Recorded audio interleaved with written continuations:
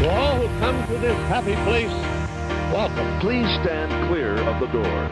Por favor, manténganse alejados de las This here's puertas. a wild ride in the woods.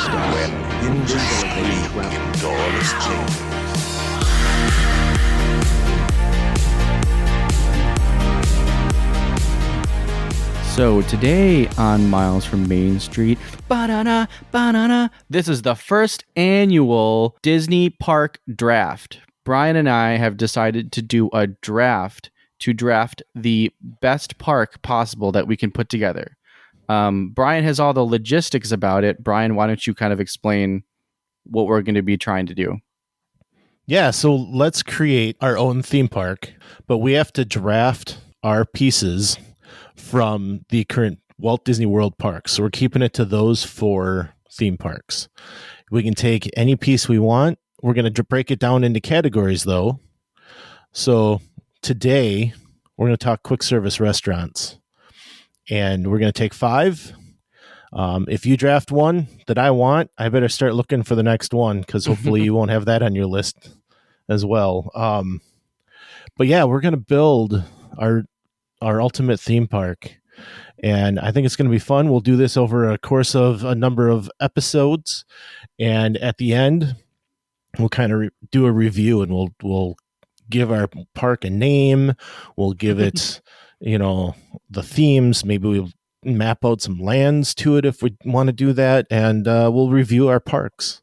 So I think this is going to be a fun series of multiple episodes, and I'm excited to do this. Cool. So to pick who goes first, I have a coin flip app. Do you want to do like best out of 3, or do you want to just do 1? Let's just do 1. Okay. I'm going to go with heads. Okay, ready? Yep. It is tails. I'll show you. Oh, wait, yeah. I don't know if you can see.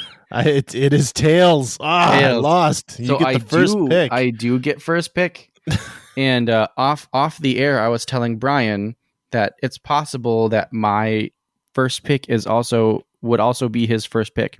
And just so everybody knows, I do enjoy fantasy football and drafting and stuff, and so I have done my research in the same way that I usually do with fantasy football. So I have a chart of the things that I want to do. But before you're officially on the clock, let's make sure we tell everybody, listen to the end. We've got a trivia contest every week. We will do more trivia this week and get you our winner at the end of the show. But more importantly, if you can go and share it with somebody so that we can continue to grow, that would be awesome. All right, you're on the clock, Mykhailo. Okay. So with my first pick, I am picking Docking Bay 7. Ooh. Mm-hmm. How about, I think that's kind of wow. That's like when the Packers moved up to number 16 and took Justin Harrell. That fell on deaf ears, didn't it? Yes, it did. Wow, yeah. Yeah, an injured defensive lineman that never panned out. Anyway, Docking Bay 7. All right, give me your thoughts here. Docking Bay 7. Well, I've had a meal at Docking Bay 7, and I very much enjoyed it. And I think the food there is very good. They also have Ronto wraps, which is pretty important to me. I enjoy Ronto wraps, and sometimes I'll just go to Docking Bay 7 just to kind of like sit in that their little cafeteria area. So like all of that theming, I feel like it kind of encapsulates everything that I want in like quick service dining, where like there's a really good theme, like the food is really good, and it's got Ronto wraps. So yeah, that was kind of my reasoning behind that, was that it kind of like, it's like the perfect blend of quick service where it's got theming and great food. So, and those are kind of like the 2 big things that I look at. And every time I've been in there, like I haven't really had to like wait in line all that much. So like it's not like too terribly busy when you go in there. So yeah. That I think is a great choice. They have, Tip Yip, the classic that everyone goes for, Tip Yip. So I'm sure it'll be a very popular place for you in your wonderful new park. I am going to go with Satuli Canteen. My number one pick. Absolutely. The reason that I'm going with this one is not because of popularity or because of the theming around it, but mostly it's versatile. The bowls that you can get there are build your own, the choose your own adventure, if you would. And I think that becomes extremely versatile. It allows people to get, really whatever they want. And cheeseburger pods. Enough said. Kids love it. Parents love it. Everybody just enjoys it. And the blueberry cheesecake that they have there is amazing. So I think that this is the number one pick. This is the one that's going to get everyone coming back. Yeah, and Satuli Canteen was my number 2, because I think that the food theming itself at Satuli Canteen is like 1 in a million. Like it's so good, and the food itself is really good. It's honestly it's like a must do for me whenever I go to Animal Kingdom is to eat at Satuli Canteen. So yeah, that was also very high on my list. I like it. All right, so second round. Okay, this may be a go with me here, Brian. And I kind of feel like the docking bay was a go with me, but no. But this and if we may have to look at the judges on this one, because it's a little bit of a go with me here. Okay. But for my second pick, I would like to pick the food and wine booths. I don't know what to think about that one. Because it is several booths. So that's the thing. Yes, and the menus are constantly changing. I feel like that's outside the parameters of a quick service restaurant. If you want to make that call, that's totally fine. Let's go away from that. Okay, that's totally fine. And with my second pick in round 2 of the quick service draft, I pick Casey's Corner. Ooh, a classic. Mm-hmm. I like it. I like it a lot. Getting a hot dog on Main Street is one of those things everybody needs to do if you haven't. So, yeah, I can't disagree with that one. That's a great choice. And like Brian said, this is one of the classics. And that's kind of what Casey's really has going for it. It's also location. Like the location of Casey's is really great. The food is, I wouldn't say it's spectacular, but it's something that like hits the spot. And there's a lot of really good stuff there. So yeah, this Casey's definitely, I mean, the thing that it has going for it is that it's like classic Magic Kingdom. And it's another like must do whenever I go out to the parks. So that's why I picked it. I think it's a great choice.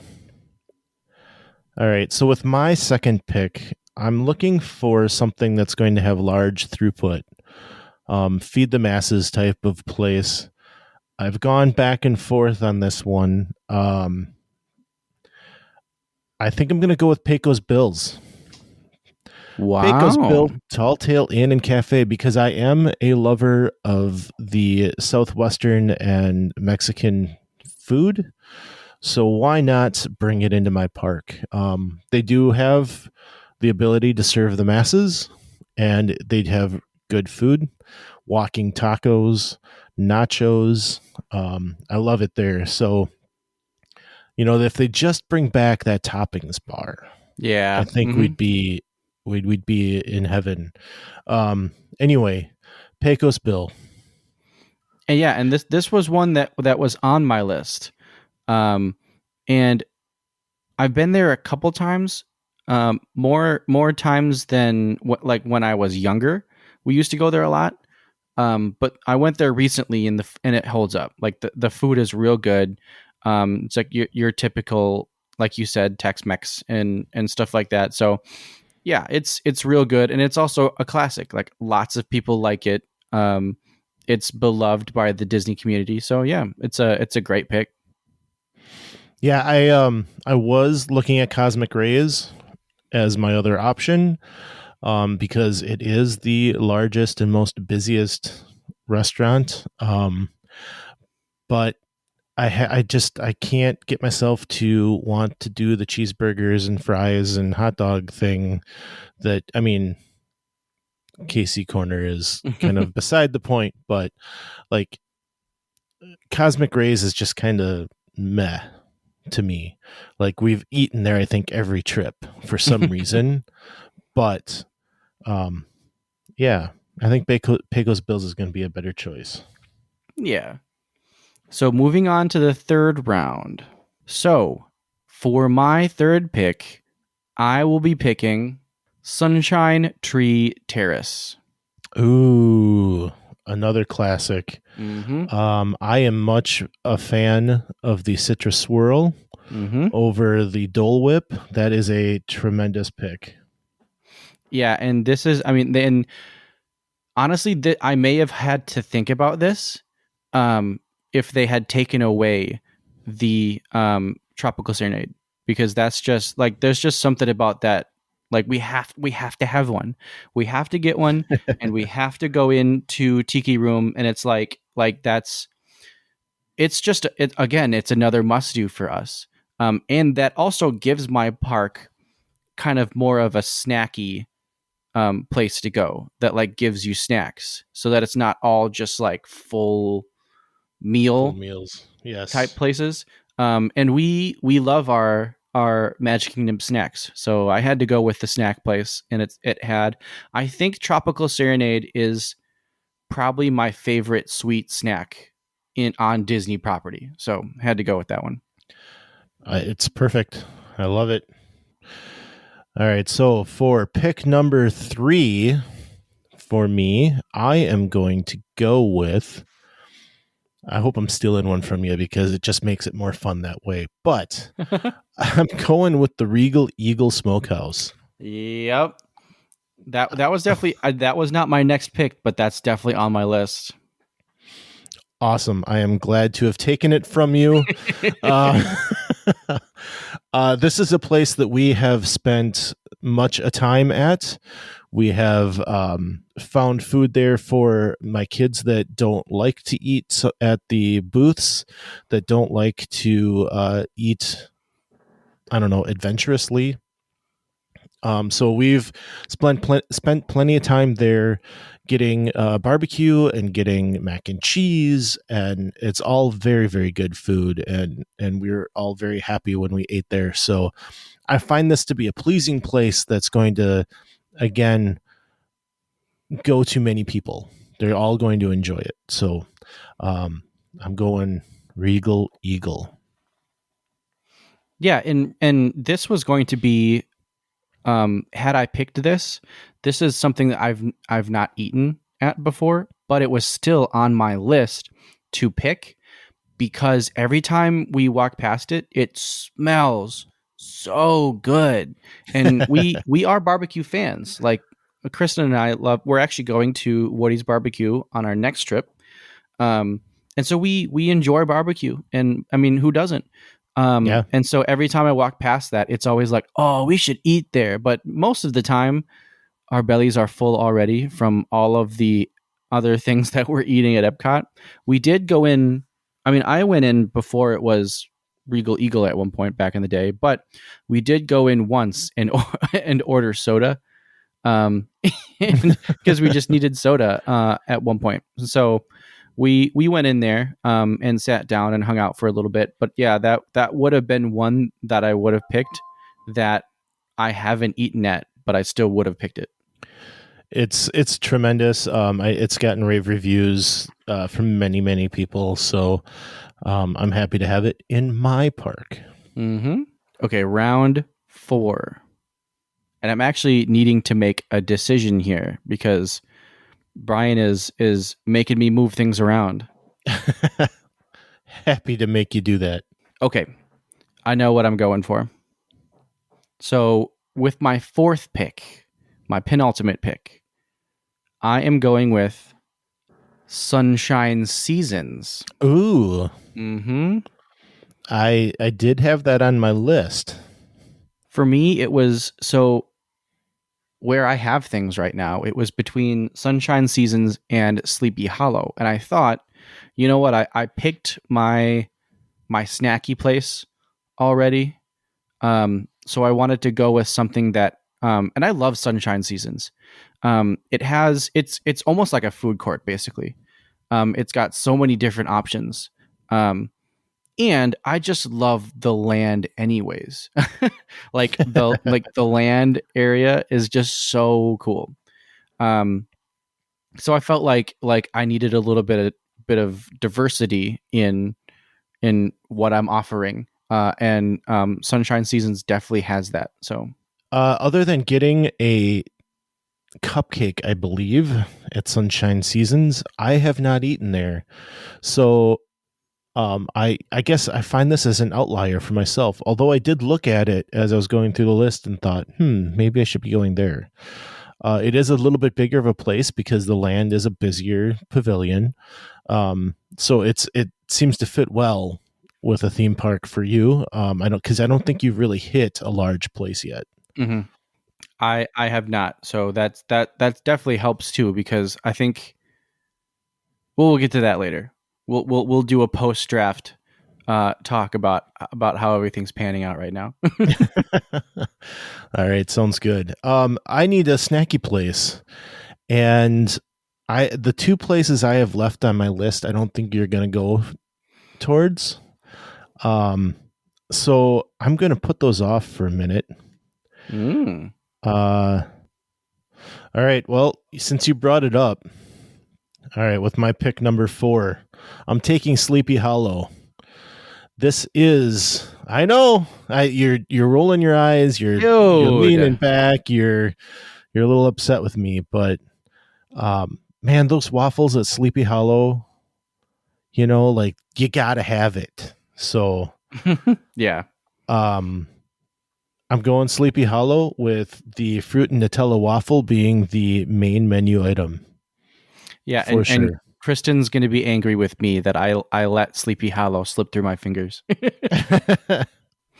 Yeah, Sleepy Hollow for us, honestly, it's kind of like a breakfast place for us. And it does feel kind of snacky, but you can get legitimate like sandwiches and stuff there.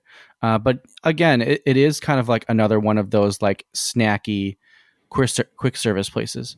So yeah, it was very high on my list. Yeah, well, like I said, the fruit and Nutella waffle, that's one of our family favorites.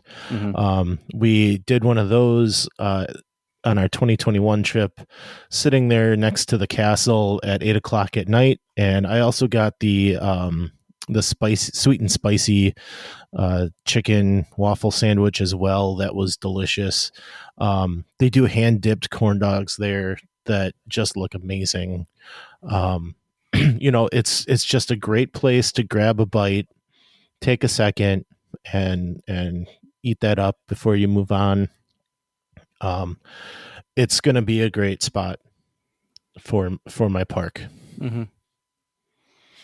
So with the last pick, the 5th round of the quick service draft. Your last pick. Don't forget, I got pick. mine. Brian's got his last pick. I am going with Columbia Harbor House. Ooh. Mm-hmm. That was one that I had thought about early on. It's a good place. Good place. Mm-hmm. Nice choice. And I think what's putting, so there's a couple reasons. One is that it's very fish centric. And you don't really see that in a lot of places in Disney, being very fish centric, since like a lot of people are just kind of like, there's a lot of people that like don't like fish. So like I get it that like they're not like putting fish sandwiches everywhere. But I enjoy fish. And so I would like to put something like that in my park again, to diversify, to like have that spot where like people can go eat fish. Sure. Also, I recently watched, because I've been in there a couple times, but I've never kind of like looked around, and the theming in that spot is actually pretty great. Like once people start like pointing out like all of the different areas, like I think it's pretty cool. So just kind of like being able to sit and like look around and the theming of that area, I think is pretty great. It is pretty great. And have you sat upstairs at all? Yes, we did sit upstairs. Yes, I really enjoy sitting upstairs. The views you can see from up there are pretty cool, and the windows are tiny because of that forced perspective from the outside. But yeah, great choice. That pot pie there is really, really good. Going with my final pick, I am going with Les Halles Boulangerie Patisserie, and that's with all of the apologies to the French-speaking world, because I'm sure I murdered that. But that is the bakery that is in the back of the French Pavilion, and it is amazing. There's fresh fruit tarts, there are fresh baked croissants and baguettes with meat in them, and it's one of our must-do stops along the way. So how could I not include this inside of my park? I think this is going to be a very popular spot within my park, and it gives you breakfast and dinner and lunch options. You know, it kind of fills that whole gamut of what you might need. So I think this is a really, really great place for me to have. Yeah, I totally agree. And I feel like, thinking about it now, not including a lot of those like Epcot quick service areas, it's like those are great. Like having those and being able to like eat those foods from like the Epcot area, that's always great. But yeah, this was definitely something that wasn't on my list. So, and that's why I knew I could kind of throw one in there. And push one back for a little bit. I knew we were kind of on different wavelengths. So this was fun. I like this setup. I like the back and forth we've had. Next week, you want to do attractions? Yeah, I think that would be a great idea. All right, let's do attractions. Mykhailo, I've been trying to lose weight recently, and I've wanted to be buying like some smoothies here and there just to get that sweet in for me. So I've got a BlendJet 2 portable blender, and I'm able to make smoothies with this thing just for myself. You know, Brian, I too have a BlendJet 2, and I have been having a lot of fun with it, making smoothies on my own too. And you know, the BlendJet 2 is portable, so you can blend up a smoothie at work, a protein shake at the gym, or even a margarita on the beach. It's small enough to fit in a cup holder, but powerful enough to blast through tough ingredients like ice and frozen fruit with ease. BlendJet 2 is whisper quiet, so you can make your morning smoothie without waking up the whole house. It lasts for 15 or more blends and recharges quickly via USB-C. And best of all, BlendJet 2 cleans itself. Just blend water with a drop of soap and you're good to go. The cool thing about these BlendJets, and what made us want to look into BlendJet, is they have some Disney patterns. And you know us, we like our Disney things. Mine personally is a Buzz Lightyear Toy Story BlendJet. So I'm really excited about that. Brian, which Disney character did you get on your BlendJet? I got Mickey Mouse because I'm a big Mickey Mouse fan, and actually all three of my kids have got one now. So we've got we got a Minnie Mouse one, and we got the aliens from Toy Story. Very cool. Yeah, I'm a huge fan of the Toy Story ones that they have on there, and I've been having a lot of fun with mine. You name it, they've got a lot of different Disney ones, and I think it's so fun. What are you waiting for? Go to blendjet.com and grab yours today. And be sure to use the promo code MFMS12 to get 12% off your order and free 2-day shipping. No other portable blender on the market comes close to the quality, power, and innovation of the BlendJet 2. They guarantee you'll love it or your money back. Blend anytime, anywhere with the BlendJet 2 portable blender. Go to blendjet.com and use the code MFMS12 to get 12% off your order and free 2-day shipping. Shop today and get the best deal ever. So let's do some trivia here. Last week's question was, what is special about the flag on top of the American Adventure Pavilion? A, it once flew over the White House in Washington, D.C. B, it has only 15 stars. C, it was recovered from the World Trade Center site. Or D, it was hand-stitched by a direct descendant of Betsy Ross. And unfortunately, everybody this week got it wrong. Oh, wow. Yes. And after the show, you and I had talked briefly, and you had said that you believed it had something to do with how the flag was created. Or not created, but how it was designed, with the number of stars on it, right? Mm-hmm. And that's actually true for the flags on Main Street. Those flags are done differently so that they don't have to take them down every night. So they might have a stripe less or a star less than what is typically on an American flag. So they don't have to take it down. The only real American flag on Main Street is the one in Town Square that they take down every day as part of the flag retreat ceremony. The one at the American Adventure Pavilion, it was hand-stitched by a direct descendant of Betsy Ross. Wow. It does only have 15 stars on it. And that's because when the U.S. was first formed, the flag had the same number of stars and stripes as there were states in the nation. So that is that's unfortunate. I apologize to all of you that sent in, but that was the answer to it this week. So I would have gotten this wrong. yes. So Mykhailo, it is your turn to answer questions, and I'm going to throw out an invitation to anybody out there listening that would like to come on the show and take part in trivia. Please let us know. We'd love to have you on. Our intention is not for us both to be doing this each week, but we would love to have other people involved. So come on out, let us know, and we'll get you on the show. I am going to do some movie and music trivia. We haven't done that in a while. Oh, boy. Fill in the blank, Mykhailo. According to the song Bella Nota from Lady and the Tramp, Tony sings, "Look at the skies, they have stars in their blank." Eyes. Correct.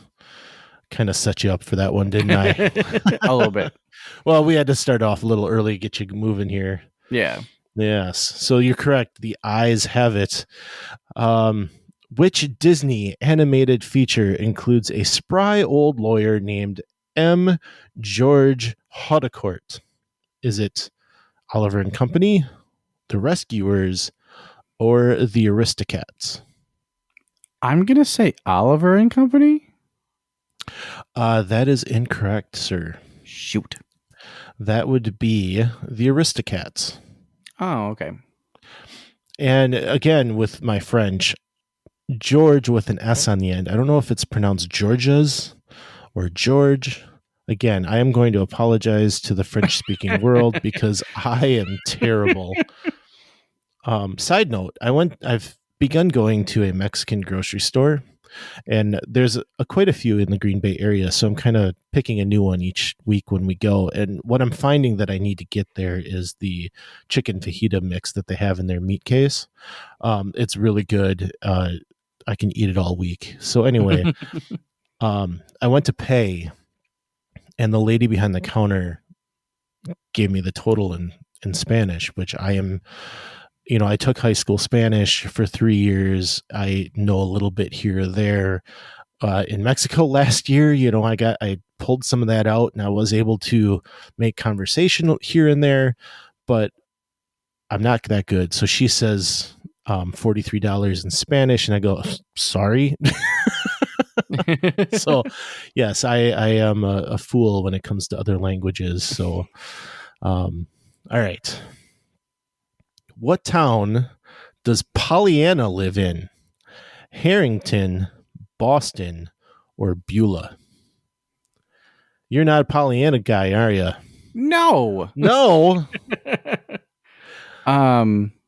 So, I mean, I guess it's between Beulah. Was that the town? Yes. Or Harrington. I'm actually going to go with Beulah. It is Harrington, the glad town. I had to throw that that in there. That was the one that I was going to go with first. I had to throw it in there as just kind of a nod to my sister. She made me watch that a lot as a kid. So, all right. You're a music guy. So here you go. Okay. Who are the composer and lyricist for the animated feature Hercules? Think about when Hercules came out and who the composer was for many of the movies coming out at the time. Yeah. Alan Menken? Yes. The lyricist I would never have gotten. I've never heard his name before. It must have been because Alan Menken was working with the other gentleman who passed away before Beauty and the Beast ever even opened. And then he started working with somebody else. He was working with Howard Ashman, right? Mm-hmm. Mm-hmm. Yes. And then he worked with Tim Rice, I think. Or no, I'm sorry. That was Elton John and Tim Rice that did. That was not Lion King. No, it wasn't. That's what I was thinking. Yeah, I'm blanking on what movie they did. This is David Zippel. Okay. Which, like I said, I had never heard his name before, but I thought you'd probably be able to get the composer, which yeah, you did. So, I believe you were 2 for 5. Give me 2.5 out of 5. Okay. I wasn't going to worry about the lyricist part, so we'll give you that one. So it's 3 out of 5. Okay. That's good. That's 60%. Respectable, yeah. D's get degrees, right? So hey. All right. So for you folks out there, I would love to give away a keychain this week. So please get us your responses to the trivia. At the beginning of the song, "Can You Feel the Love Tonight" in The Lion King, what 2 characters lament the loss of their friend to love? As I've said before, feel free to send us the answer in email, or you can also send it to us on Instagram in direct message, or if you would like, you can send it to Facebook direct message, and we will take all those responses, throw them in a hat, and give them away, or give away that. Sorry. We're giving away the hat. And we will select our winner from the hat and give you a prize. We're giving away our winner. We'll give you away at your wedding. We will show up at your wedding and give you away. Now there is something we should do. Oh my goodness. All right. I will take responses until the end of the day on Friday, May 12th. And happy Mother's Day this weekend to all of those mothers or people who act as mothers, the whole mother thing. Happy Mother's Day.